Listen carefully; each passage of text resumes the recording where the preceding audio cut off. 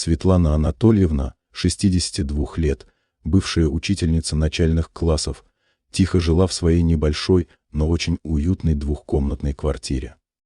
Каждый уголок здесь дышал ее заботой. На окнах висели шторы, шитые ее руками, на полках стояли аккуратные ряды книг, подаренных учениками за долгие годы работы. 5 лет назад умер ее муж, и с тех пор она научилась жить одна, находя утешение в простых радостях: утренней чашке чая у окна, вязании, редких встречах с бывшими коллегами. Пенсия, которую она получала, была скромной, но Светлана Анатольевна всю жизнь умела жить посредством. Главной ее гордостью и ощущением защищенности были накопления, сумма, которую они с мужем по крупицам откладывали на старость, на черный день. Эти деньги лежали на банковском счете, неприкосновенные, даря ей уверенность в завтрашнем дне. Она очень любила своих детей и внуков, и все ее мысли были о них. Ее дочь, Лена, 38 лет, находилась в декрете. Она жила с мужем и 2 детьми, 5 и 7 лет, в съемной квартире. Лена была постоянным источником беспокойства для Светланы Анатольевны. Она часто приезжала, привозила внуков, и каждый визит сопровождался долгими рассказами о том, как им тяжело живется, как они еле сводят концы с концами, и как им не хватает собственного угла. Лена умела очень тонко намекать на материальные трудности, и сердце матери сжималось. Сын, Костя, 30 лет, был полной противоположностью. Он работал инженером, был женат, детей пока не было. Костя старался быть самостоятельным, редко просил о помощи, а если брал в долг, то всегда возвращал до копейки. Он звонил чаще, чем приезжал, но эти звонки были наполнены искренней заботой, а не жалобами. Светлана Анатольевна знала, что он тоже испытывает финансовые трудности, но Костя предпочитал решать их сам. Для Светланы Анатольевны эти накопления были не просто цифрами на счете. Это был ее личный бастион, гарантия того, что в старости она не станет обузой для детей. Она представляла, как на эти деньги сможет, если понадобится, оплатить лечение, или помочь внукам с образованием, или просто, когда совсем станет невмоготу, купить себе что-то приятное. Однажды, во время очередного визита, Лена, как всегда, начала свои горестные рассказы. Она расписывала, как тесно им в съемной квартире, как дети растут, как им нужно свое пространство. «Мам», — сказала Лена, тяжело вздыхая, глядя в окно, словно там, за ним, скрывалось ее бедственное положение. Но вот как так жить? Всю жизнь по съемным квартирам. Детям негде развернуться. Мы же копим, но это копейки. Цены-то растут. Светлана Анатольевна молчала, слушая ее. Она знала, что Лена искренне страдает, но что она могла сделать? «А вот у тебя, мам», — продолжила Лена, поворачиваясь к ней, и в ее глазах мелькнул лукавый огонек, который Светлана Анатольевна заметила, но не сразу придала ему значения. «Лежат же деньги. Вот зачем они тебе? Ты ведь все равно одна живешь. Что тебе, много надо?» Сердце Светланы Анатольевны ёкнуло. Она всегда старалась не обсуждать свои сбережения, но Лена каким-то образом узнала о них. «Наверное, от Кости», — подумала она, хотя и сомневалась, Костя был очень тактичен. «Это мои деньги, Леночка», — мягко ответила Светлана Анатольевна. «На черный день». «Мало ли что». «Какой черный день, мам?» Голос Лены стал громче, в нем появилась нотка раздражения. «Вот он, черный день. Мы же твои дети. Тебе что, не хочется, чтобы твои внуки жили в нормальных условиях?» Светлана Анатольевна почувствовала, как ей становится не по себе. Она не ожидала такого прямого напора. Она понимала, что начинается что-то очень неприятное, что-то, что может нарушить ее тихую гавань. Разговор о деньгах с дочерью Леной оставил в душе Светланы Анатольевны тяжелый осадок. Она старалась убедить себя, что Лена просто выплескивает свои эмоции, что это отчаяние заставляет ее говорить такие вещи. Но червь сомнения уже подточил ее покой. Через несколько дней Лена снова приехала, на этот раз без детей, что было необычно. Она выглядела взволнованной, но в ее глазах Светлана Анатольевна увидела решимость. Лена села напротив матери, взяла ее руки в свои и начала говорить. «Мам, я все обдумала», — сказала Лена, ее голос был мягким, но в нем чувствовалась стальная нотка. «У меня есть идея. Гениальная. Мы все будем счастливы». Светлана Анатольевна напряглась. Она предчувствовала, что речь снова пойдет о деньгах. «Вот смотри», — продолжила Лена, не обращая внимания на молчание матери. «Ты живешь одна в двухкомнатной квартире. Мы с мужем и детьми ютимся в съемной, платим бешеные деньги за аренду. Зачем так жить? Нужно быть умнее». Она начала расписывать свой план. Продать квартиру Светланы Анатольевны. Объединить ее деньги со своими небольшими накоплениями. Взять ипотеку и купить большую просторную квартиру, где хватит места всем, и им с детьми, и Светлане Анатольевне. «У тебя будет своя комната, мам», — убеждала Лена, ее глаза горели. «Светлая, уютная. Ты будешь рядом с внуками, будешь видеть, как они растут. Тебе не будет одиноко. И не нужно будет думать о квартплате, о ремонте. Мы все возьмем на себя». Светлана Анатольевна слушала, и в ее голове мелькали тревожные мысли. Отдать свои накопления. Продать квартиру, которая была ее единственным пристанищем. Это казалось безумием. «Лена, но как же так?» — прошептала Светлана Анатольевна. «Эти деньги, они на крайний случай. И квартира, это же мой дом». «Мам, ну какой крайний случай?» Голос Лены стал раздраженным. «Это же инвестиция. Ты будешь жить с нами, тебе будет хорошо. А мы, наконец, получим свое жилье. Это же выгодно для всех. Мы будем жить одной большой, дружной семьей». Она начала давить на Светлану Анатольевну, используя самые болезненные точки. «Ты что, не хочешь, чтобы твои внуки жили в нормальных условиях? Ты не хочешь помочь своей дочери? Вот Костя, он же помогает нам. А ты? Ты же учительница, ты всегда нас учила быть добрыми и отзывчивыми». Лена переходила на крик, ее лицо исказилось. «Тебе что, эти деньги нужнее, чем счастье твоих детей? Ты что, такая жадная? Тебе же все равно эти деньги не нужны, ты их с собой в могилу не заберешь». Светлана Анатольевна жалась. Она никогда не думала, что ее собственная дочь может говорить с ней так. Слова Лены ранили ее глубоко в сердце. Она чувствовала себя загнанной в угол. Она видела, как Лена мастерски манипулирует ею, играя на ее чувстве вины и любви к внукам. Это был не просто непрошенный совет, это было настоящим давлением, которое медленно, но верно разрушало ее покой. Давление Лены усиливалось с каждым днем.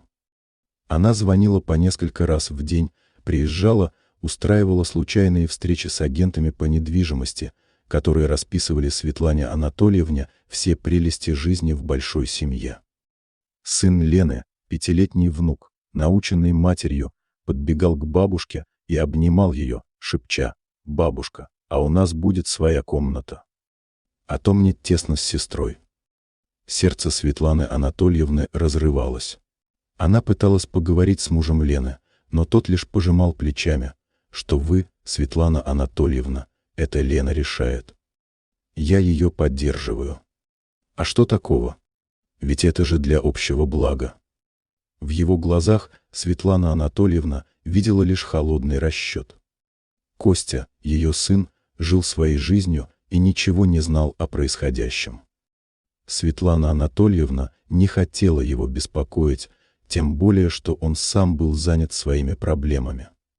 Она надеялась, что сможет как-то уладить эту ситуацию самостоятельно. Но Лена не отступала. Она перестала просто намекать, она перешла к прямым обвинениям. «Мам, ну что ты такая упрямая?» — говорила Лена, ее голос был полон обиды. «Мы же твои дети. Тебе что, жалко? Ты что, совсем о нас не думаешь?» В ее голосе звучало такое обвинение, что Светлане Анатольевне становилось физически плохо. Она, которая всю жизнь отдавала себя без остатка ученикам, мужу, детям, теперь обвинялась в жадности и бессердечии. «Лена, но это же мои накопления», — пыталась возразить Светлана Анатольевна, ее голос дрожал. «На черный день. На мое спокойствие». «Какой черный день, мам?» Лена переходила на крик. «Вот он, черный день. Мы же твои дети. Тебе что, не хочется, чтобы твои внуки жили в нормальных условиях? Тебе что, моя семья не важна? Ты что, такая жадная? Ты что, меня совсем не любишь? Последние слова «ты что, меня совсем не любишь?» были как удар. Они ранили Светлану Анатольевну в самое сердце. Она чувствовала, как ее мир рушится. Она любила Лену всем сердцем, и это обвинение было невыносимо. Она видела, что Лена не остановится ни перед чем, чтобы добиться своего. Она была готова растоптать материнские чувства, лишь бы получить желаемое. Светлана Анатольевна сидела, словно парализованная. Слезы текли по ее щекам. Она не могла поверить, что ее родная дочь, которую она так нежно любила, так преданно растила, может так с ней поступить. Это было предательство, которое она не могла осознать. Она чувствовала себя старой, слабой, беззащитной. В тот вечер Светлана Анатольевна провела бессонную ночь. Ее сердце болело не от физической боли, а от обиды, от разочарования, от осознания того, что ее дочь, похоже, видит в ней лишь источник денег, а не мать. Она понимала, что выхода нет. Лена не отступит. И если она откажет, Лена не простит, и ее отношения с внуками тоже будут разрушены. Она стояла перед выбором – сохранить свои деньги и квартиру, или сохранить остатки отношений с дочерью, пожертвовав своим покоем и безопасностью. И это слово, ранящее сердце, заставило ее сделать выбор. После той тяжелой ночи, проведенной в слезах и мучительных раздумьях, Светлана Анатольевна приняла решение. Тяжкое, словно свинцовая плита, но, как ей казалось, единственно возможное. Она согласилась. Согласилась продать свою квартиру, отдать свои накопления, лишь бы прекратить этот моральный террор, лишь бы не слышать больше обвинений в свой адрес. Когда она сообщила об этом Лене, дочь светилась от счастья. Она обнимала мать, целовала ее, шептала слова благодарности.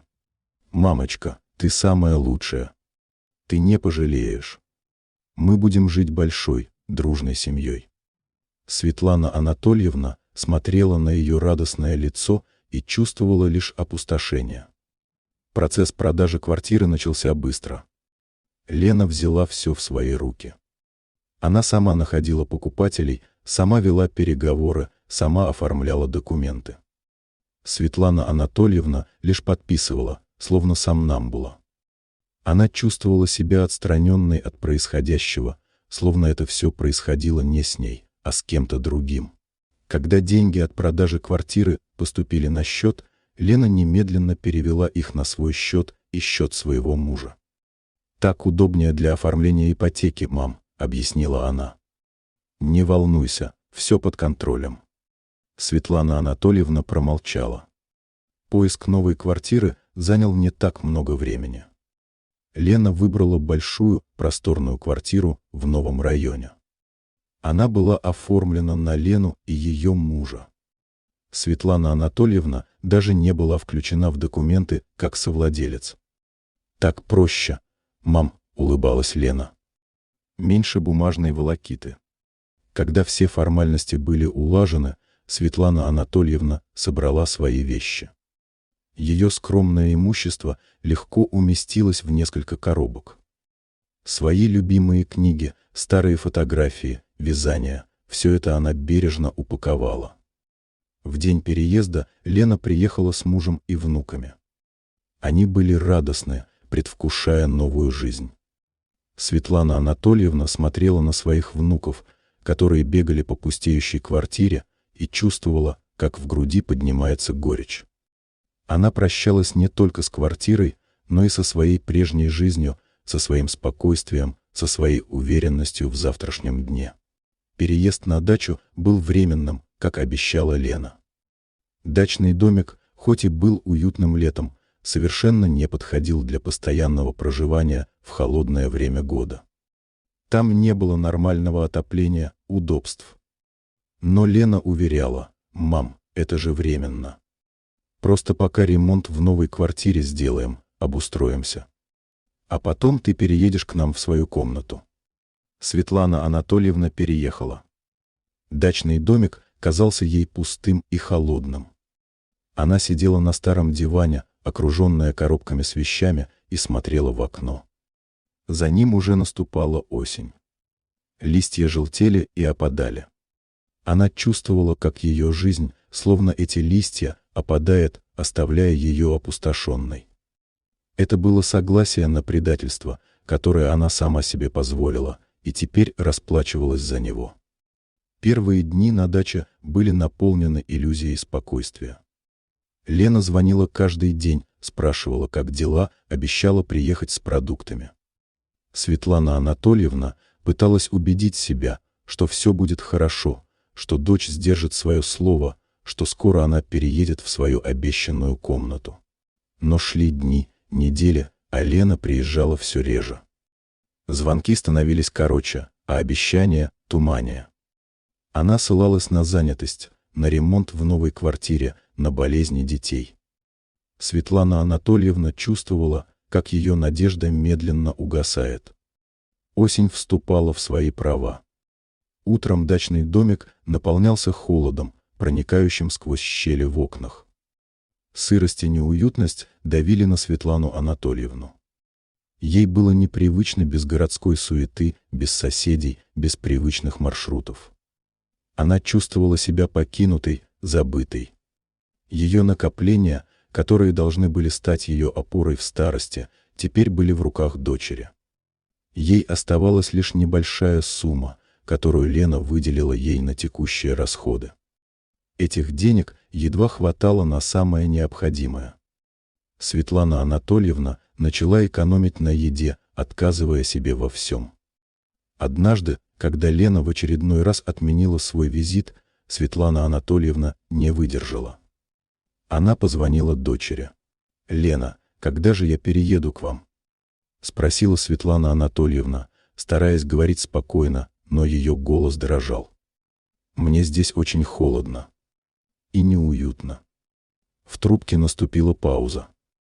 Затем Лена ответила, ее голос был раздраженным. «Мам, ну что ты начинаешь? Я же говорила, ремонт. Это не так быстро. А потом, мы же еще не обустроились.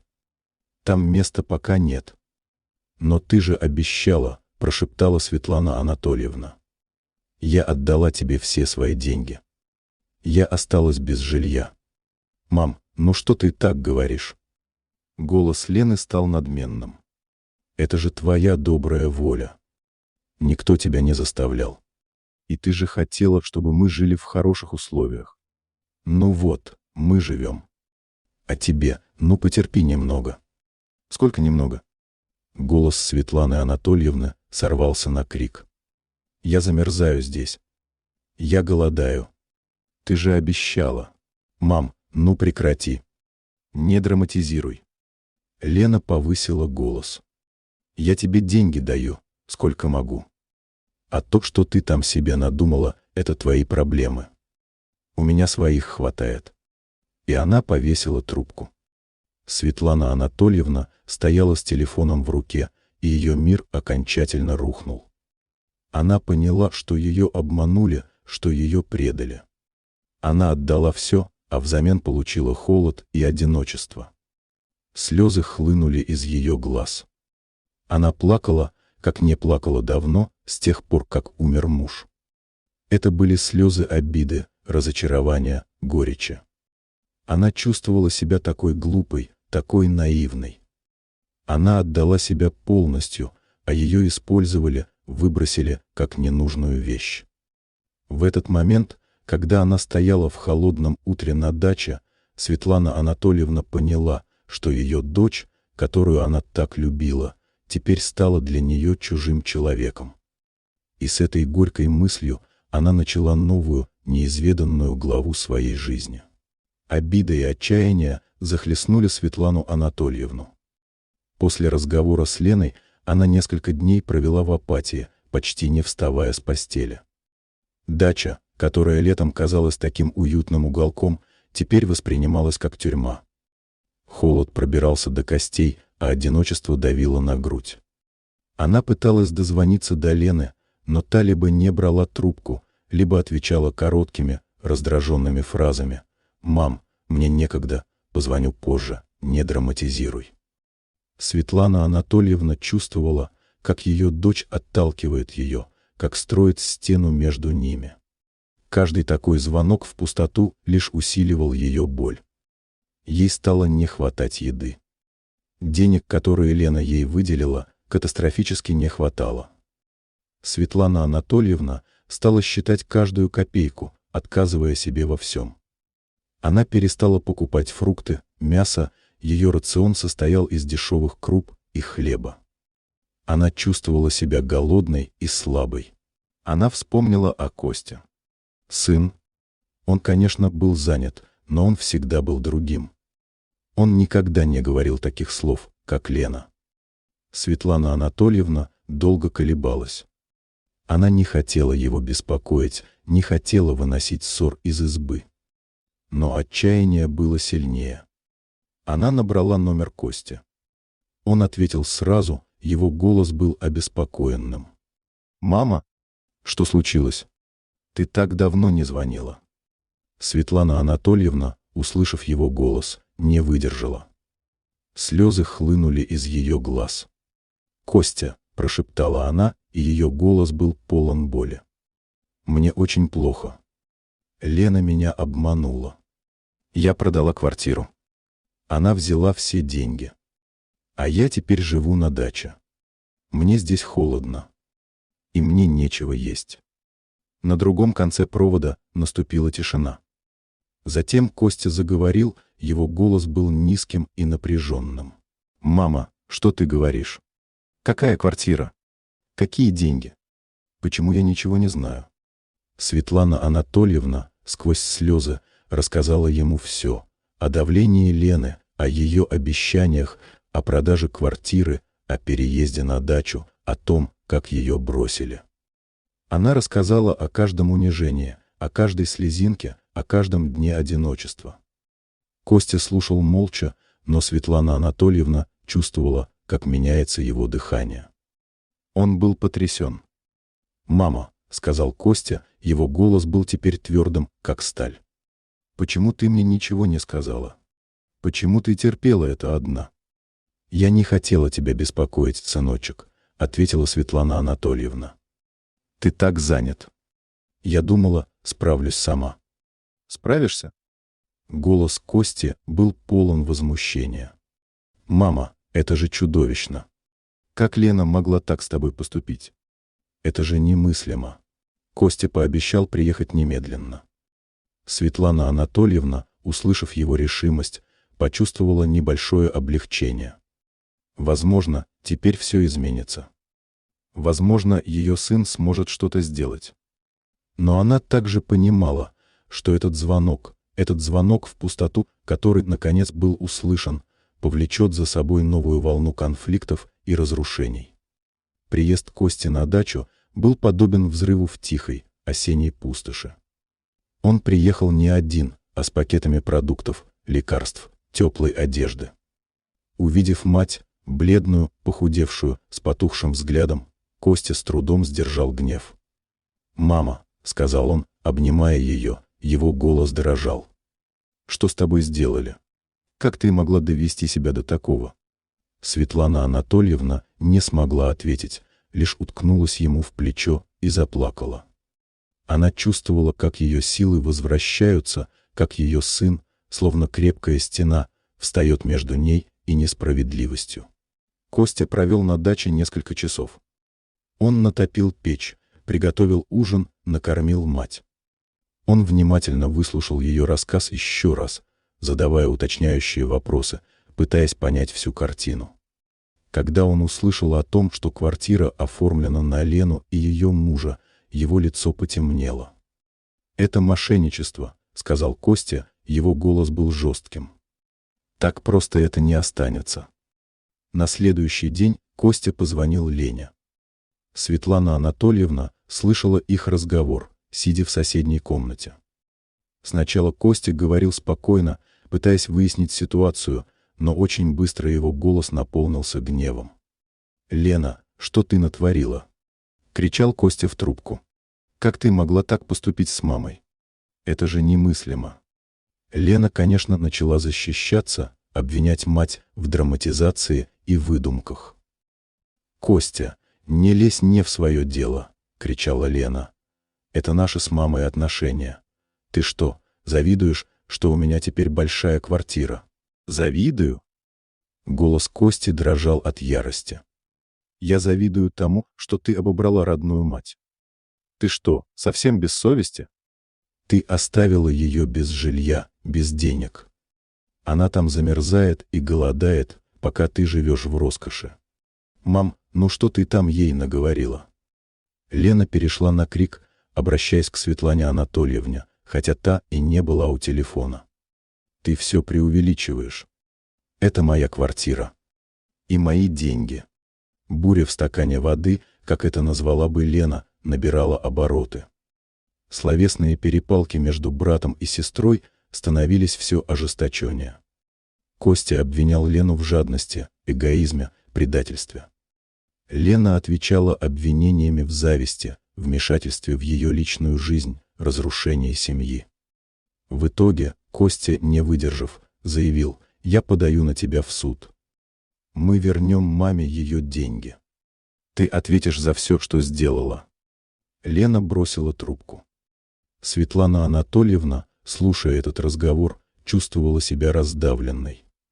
Она понимала, что ее семья, которую она так берегла, теперь расколота. Ссора между братом и сестрой была жестокой, беспощадной. Она видела, как ее дети, некогда любящие друг друга, теперь ненавидят. И это было еще больнее, чем потеря квартиры. Костя, однако, был полон решимости. Он забрал мать с дачи, снял ей небольшую, но уютную квартиру в городе. Он взял на себя все ее расходы, постоянно навещал ее, помогал ей справиться с депрессией. Светлана Анатольевна была безмерно благодарна сыну. Она видела в нем надежность и доброту, которые так ценила в покойном муже. Лена же, после этого скандала, исчезла из ее жизни.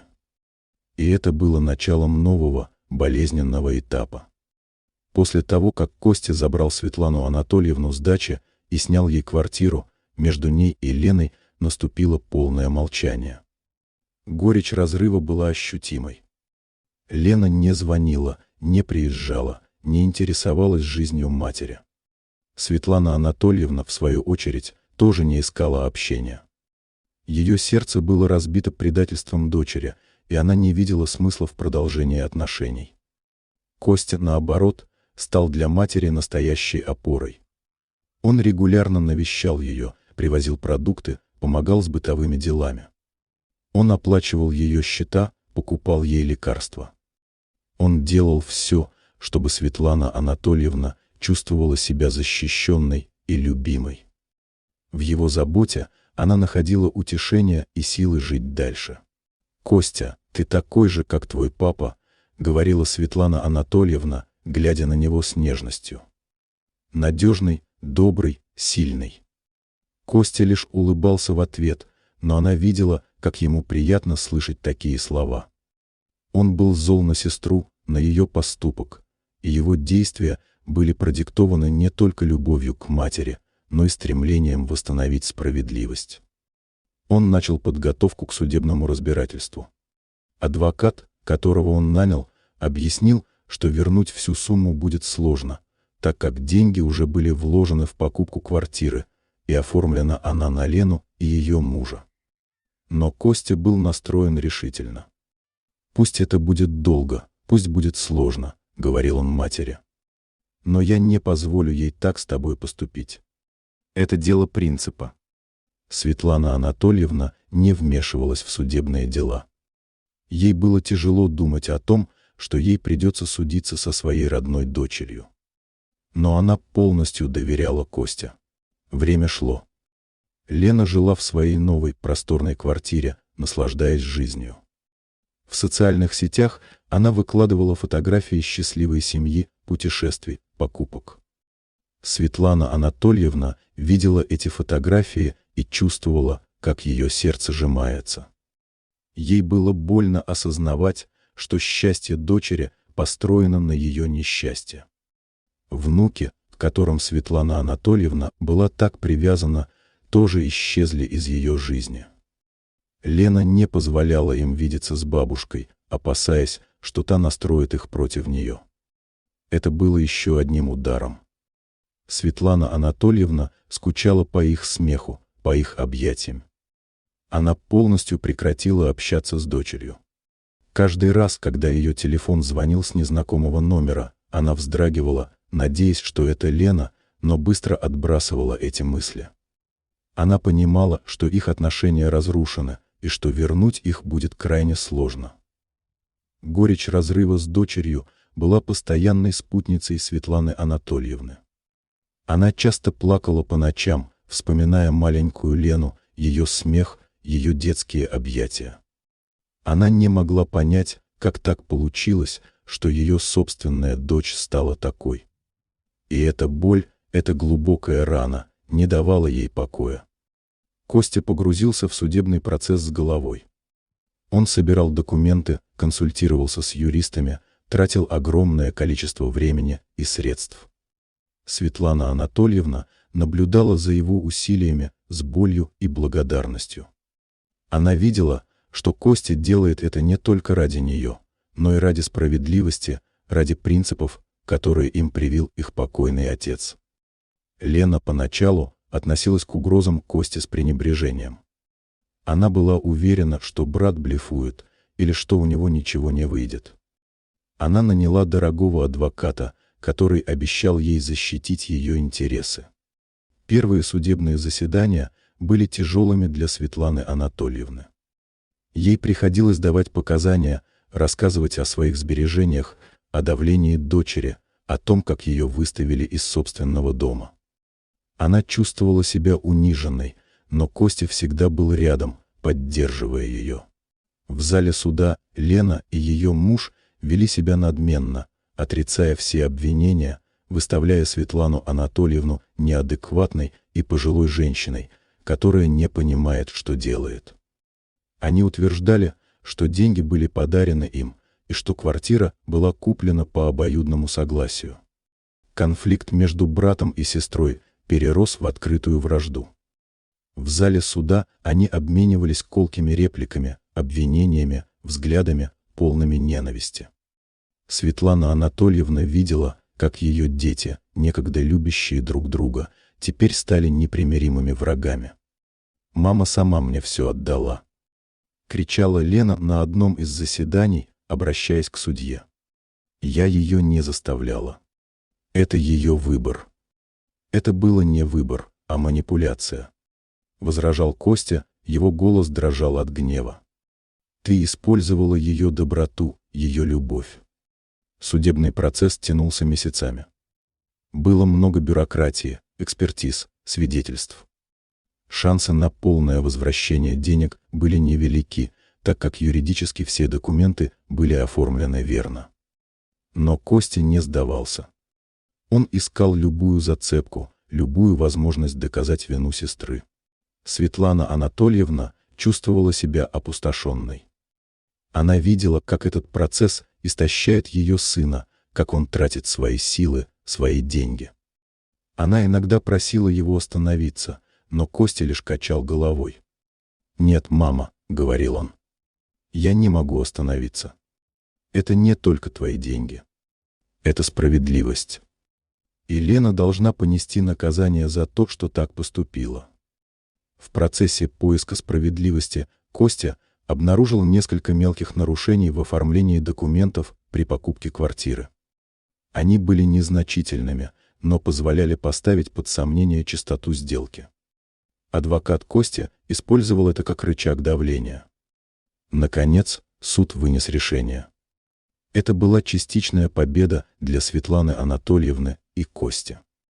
Суд обязал Лену выплатить Светлане Анатольевне компенсацию, значительно меньшую, чем полная стоимость проданной квартиры, но все же значительную сумму. Кроме того, на Лену и ее мужа был наложен штраф.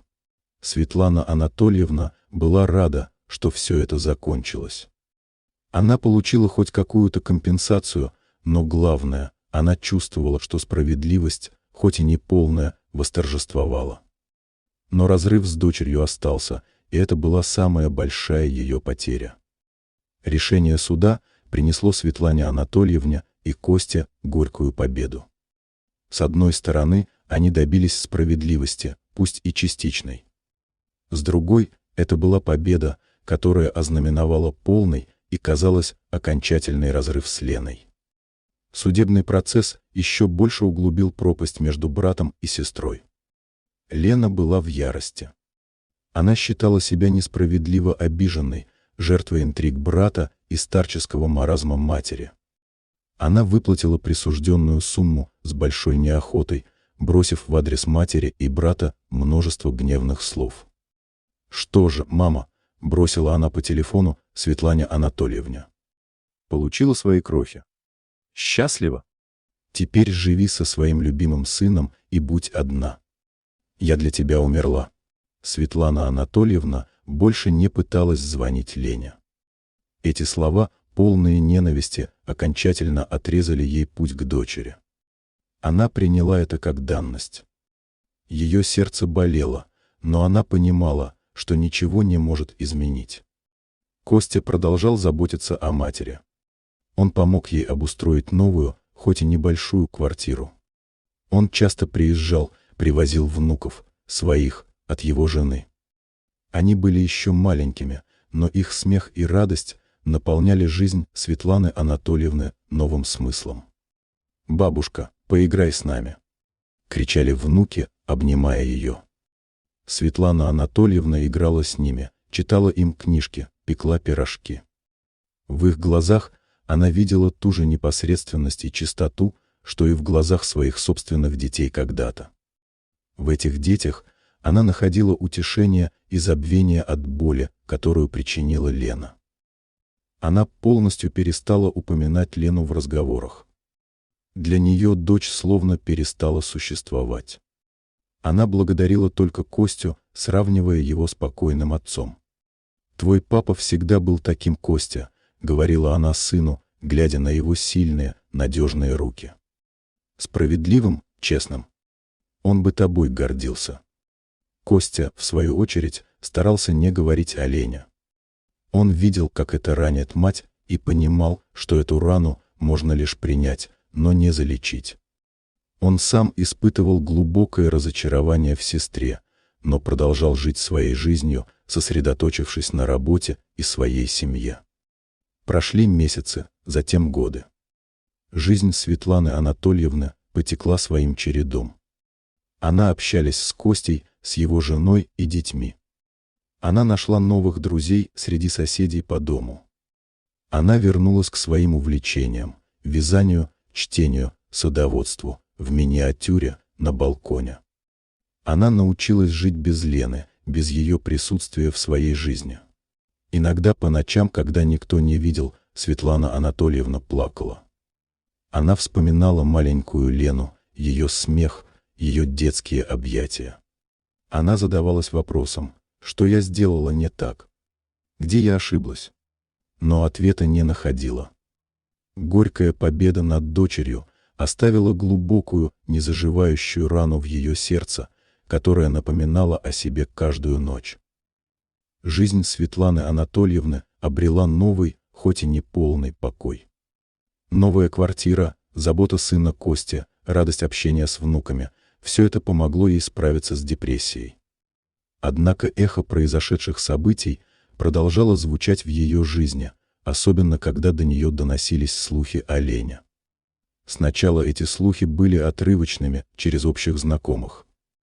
Говорили, что у Лены и ее мужа не все гладко, что у них появились проблемы с деньгами, что отношения испортились.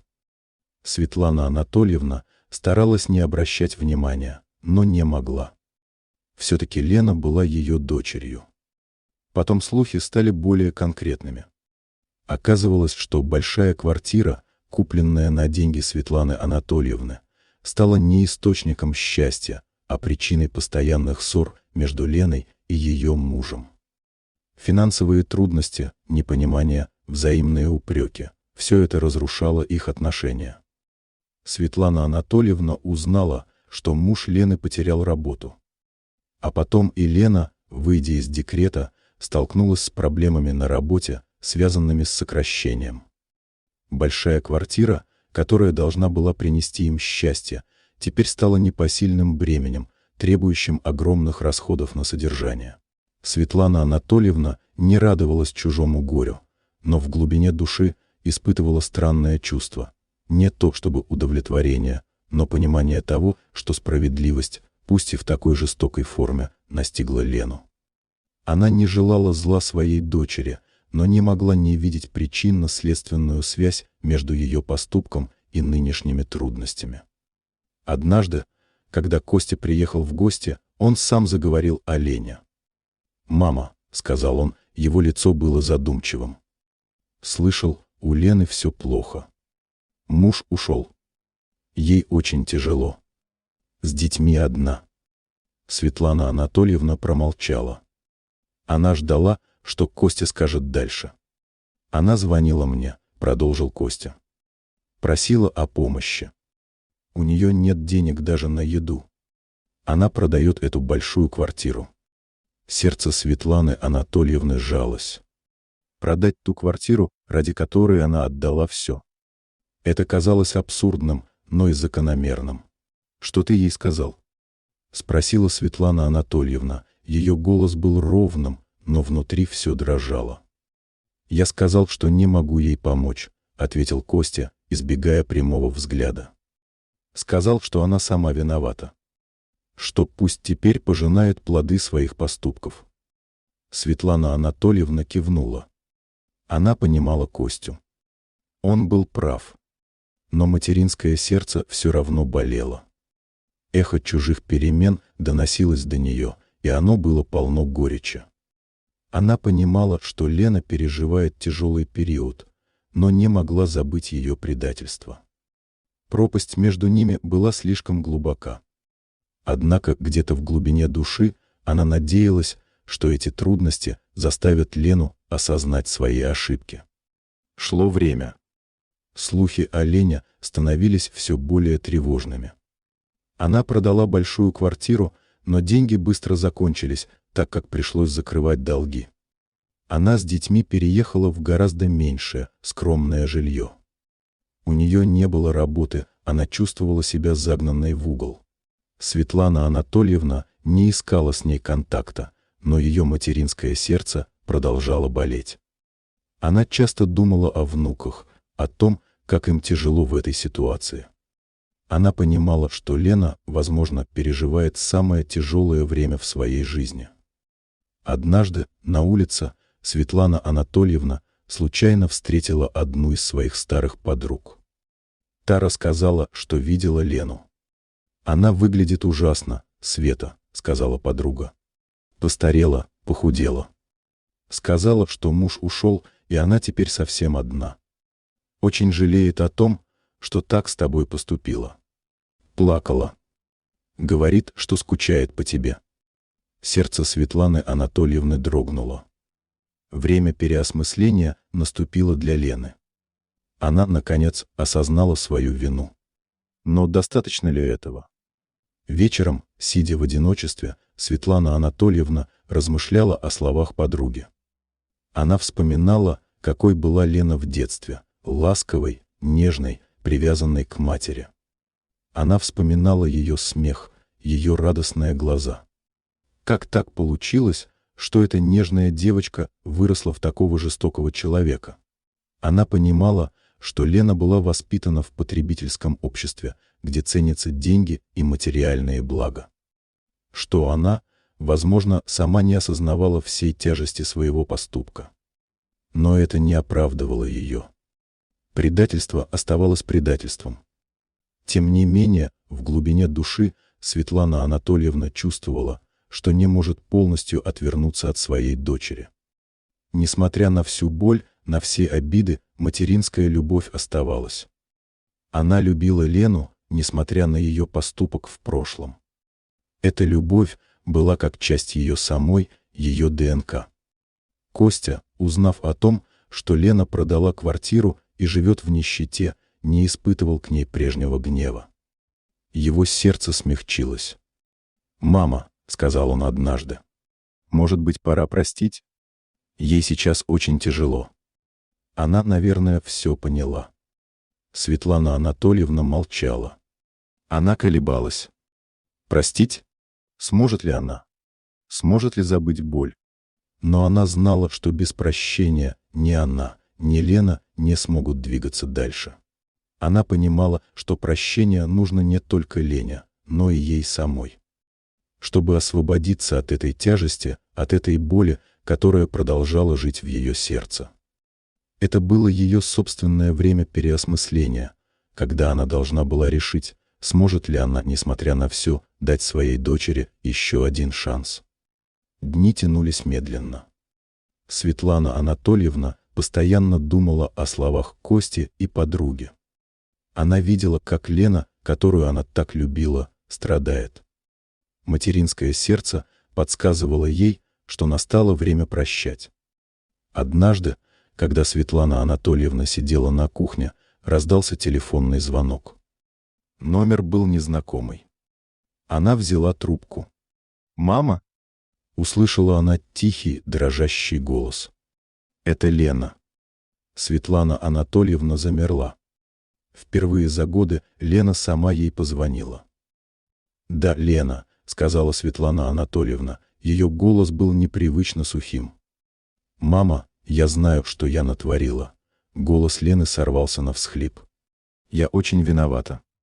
Я так несправедливо поступила с тобой. Я была такой эгоисткой. Прости меня, пожалуйста». Светлана Анатольевна слушала, и слезы навернулись на ее глаза. Она слышала искреннее раскаяние в голосе дочери. Это было не просто признание ошибки, это было глубокое осознание своей вины. «Я потеряла все, мама», — продолжала Лена сквозь слезы. «Муж ушел, работы нет, денег нет. Я осталась одна с детьми. И только сейчас я поняла, как сильно я обидела тебя. Как жестоко я с тобой поступила». Лена плакала в трубку. Светлана Анатольевна чувствовала, как ее собственное сердце сжимается от боли. Она представляла свою дочь, одинокую, несчастную, сломленную. «Мама, я так скучаю по тебе», — прошептала Лена. «Я так хочу, чтобы ты меня простила. Я сделаю все, что угодно». Светлана Анатольевна закрыла глаза. Она вспомнила все те годы боли, все те ночи, проведенные в слезах. Она вспомнила предательство, унижение. Но потом она вспомнила маленькую Лену, ее смех, ее детские объятия. Она вспомнила, как сильно любила ее. «Я прощаю тебя, Лена», — сказала Светлана Анатольевна. Ее голос был слабым, но твердым. «Я всегда любила тебя. Несмотря ни на что». На другом конце провода раздался громкий всхлип. Лена не ожидала такого быстрого прощения. «Спасибо, мама», — закричала Лена. «Спасибо. Я приеду к тебе. Завтра же приеду». Светлана Анатольевна повесила трубку. Ее руки дрожали. Это был шаг к примирению, который дался ей очень тяжело. Она знала, что их отношения никогда не будут прежними. Доверие было подорвано, боль осталась. Но она дала Лене шанс и дала шанс себе освободиться от ненависти и обиды. Это было начало нового, сложного пути. Звонок Лены и последующее прощение открыли новую главу в жизни Светланы Анатольевны. На следующий день Лена приехала, похудевшая, с потухшими глазами, но с искренним раскаянием на лице. Она обняла мать, и обе женщины заплакали. Это были слезы облегчения, прощения и глубокой, затаенной боли. «Мама, я не знаю, как я могла так поступить», — шептала Лена, прижимаясь к ней. «Я была ослеплена, глупа. Прости меня, пожалуйста, за все». Светлана Анатольевна гладила ее по голове. «Я прощаю, доченька. Но забыть это будет сложно». Они долго разговаривали. Лена рассказала о своих трудностях, о том, как муж ее бросил, как она осталась одна с детьми, как ей тяжело. Она говорила о своей вине, о раскаянии. Светлана Анатольевна слушала, и в ее сердце смешивались горечь и жалость. Костя, узнав о примирении, сначала отнесся к нему настороженно.